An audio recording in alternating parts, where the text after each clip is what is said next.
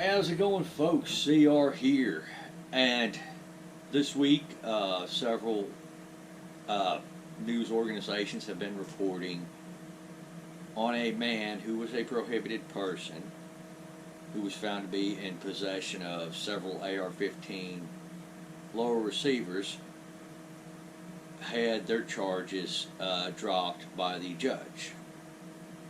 Now, in the case, the summary of it anyway, is that the prosecution argued that the man was in possession of these lower receivers. The lower receivers are what is counted as the firearm under federal law,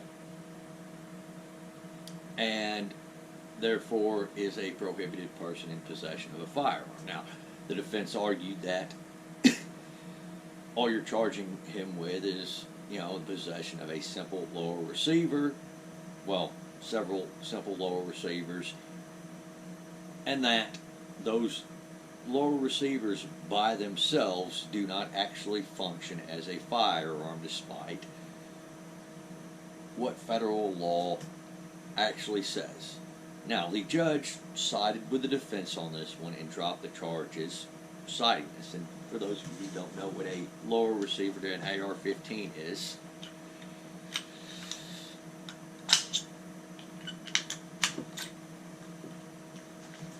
it is this portion right here minus the buffer tube assembly, minus the trigger assembly, minus the magazine catch and the bolt catch and the grip itself. That would be a lower receiver. So, yes, he was technically in violation of federal law. However, the judge said, okay, physically the defense is correct in this one, and it is not a firearm in and of itself, and that the ATF really needs to update their rulings. So, this kind of goes to show what my side of the aisle has been saying all along. These laws really, at their core, are not very well thought out. Now, in my previous video, I gave some examples on how the NFA was not really thought out all that well, and as a result you have people who have been unjustly prosecuted over it. You have people who have actually died over NFA law that weren't necessarily criminals as you or I would see them in and of themselves, and it's turned a lot of otherwise law-abiding citizens into criminals, and I can cite a few cases on this. Now, with this being said, I can only see one or two routes that the government can go on this if they still want to prosecute prohibited persons, for simply possessing the lower receiver at that point.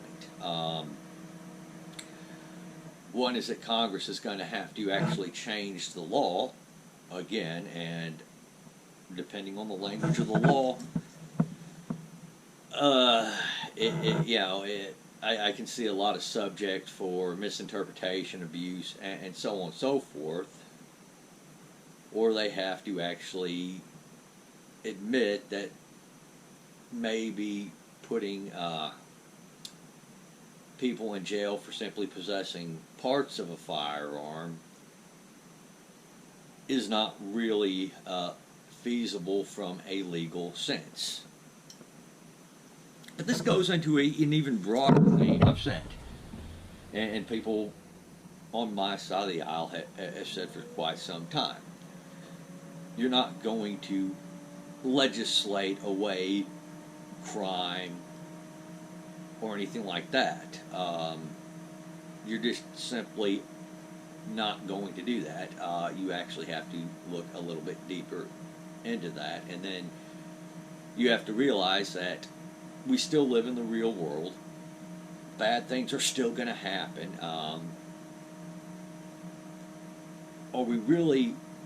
Do we really want to actually live in an Orwellian society where every aspect of our life is controlled, for the false promise of security?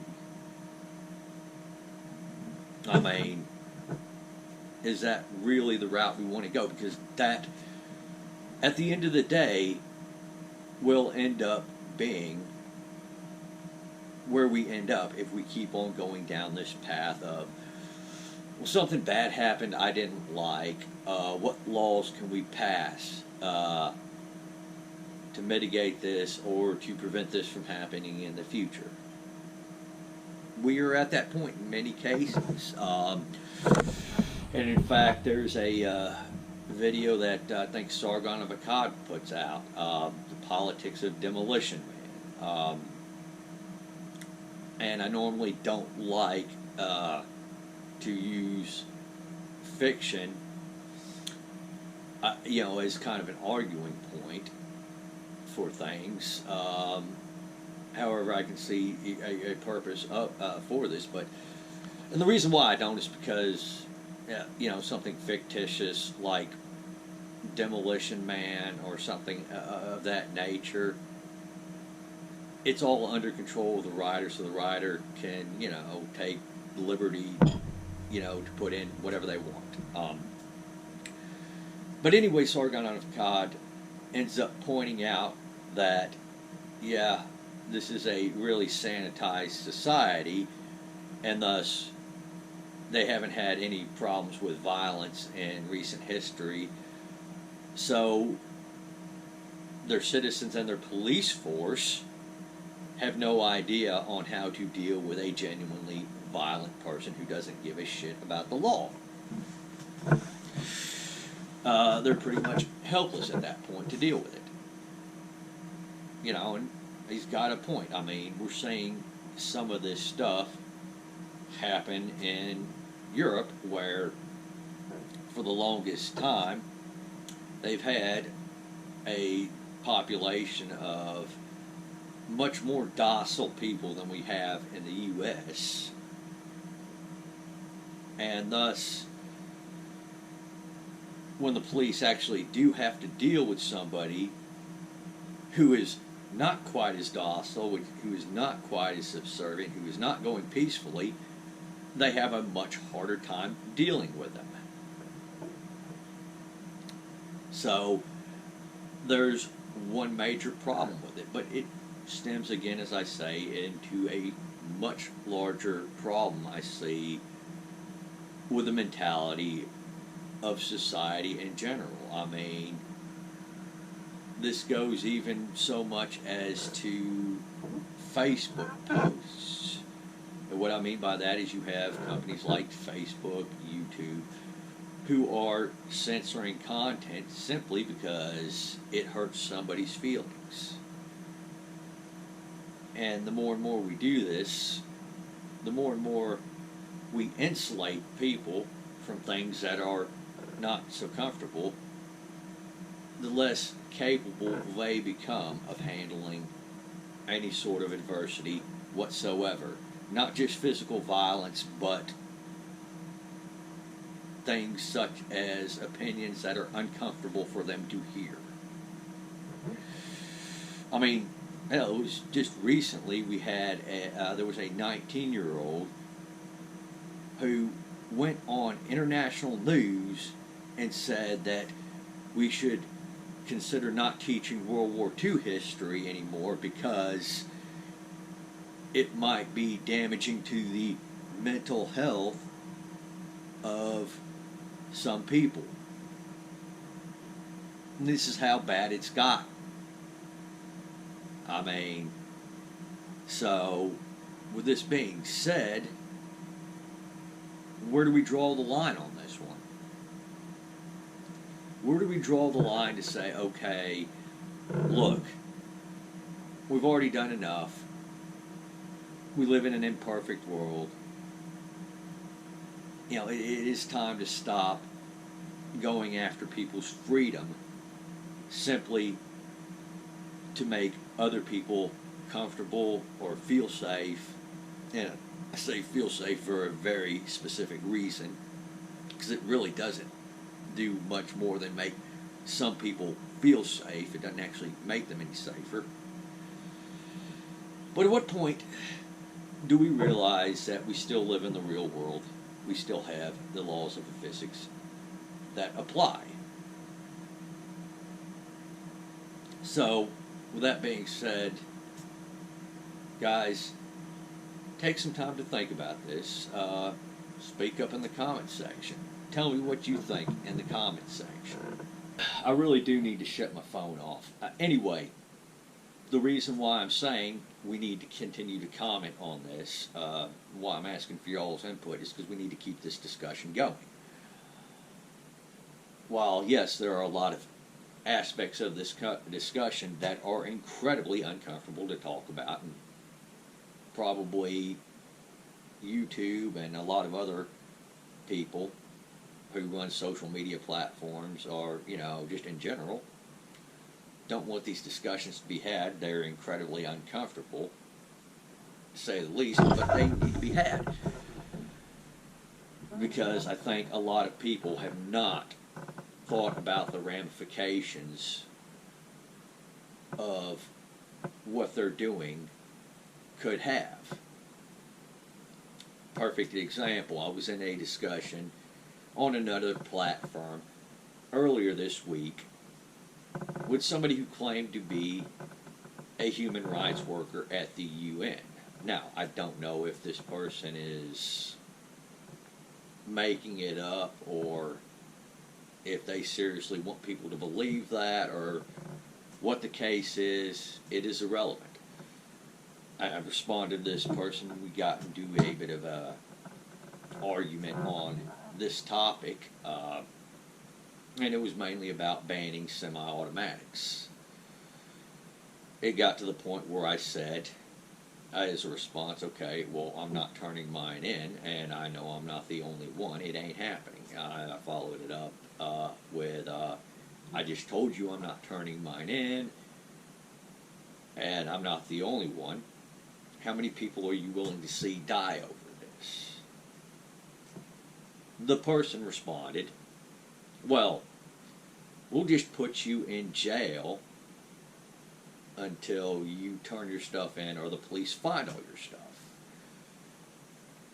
So, right there we can tell a few things, one of which is that this person has not thought about the ramifications of what happens when somebody refuses to comply with his laws, or that he wants in place. The second thing, and I put this in the comments as well, I responded to this person, well, great. You also don't care about the 4th, 5th, or 6th Amendments either, it seems. And you didn't answer my question. What happens when we don't surrender? Then what? How many Vicky Weavers are you willing to see? How many Carol Bones are you willing to see in order for your agenda? Now, I know I'm saying stuff that's not really comfortable, and, you know, it's pushing that envelope on the edge of what is acceptable to talk about and what is not. And I know YouTube is not going to like this video and what I'm saying in this video. However, I think it is something that needs to be discussed. What happens when people decide not to comply with this law? What happens when they don't surrender and they decide, you know what, I've had enough of this. I'd rather die on my feet than live on my knees. Then what? Now, this person didn't answer me from that point on. Instead, this person responded by accusing me of acting as if I was a grieving child. I've got one or two theories as to why this person chose that route as opposed to actually answering my question, and I think that it's either A, the person genuinely hasn't thought about that, hasn't thought that part through yet, or B,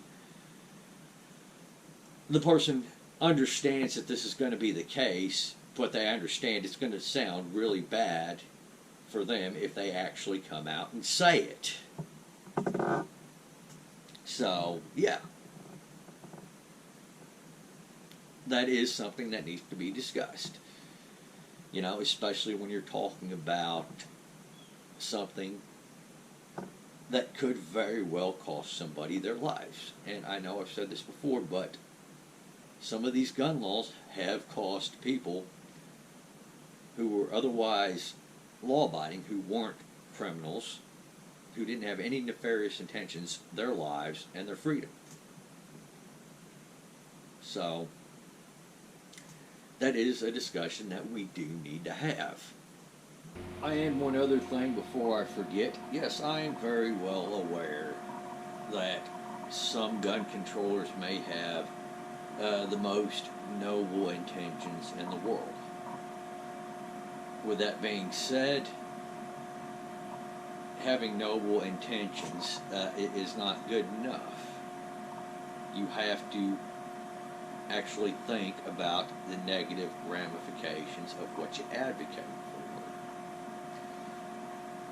And that is the specific reason as to why I bring examples such as Ruby Ridge up, as well as things like Carol Bound. The fact of the matter is that, you know, I do not think the gun controllers, even the ones with the best of intentions, have fully thought about the consequences of what they're advocating for. And I think that we do need to bring that up a tad bit more. So,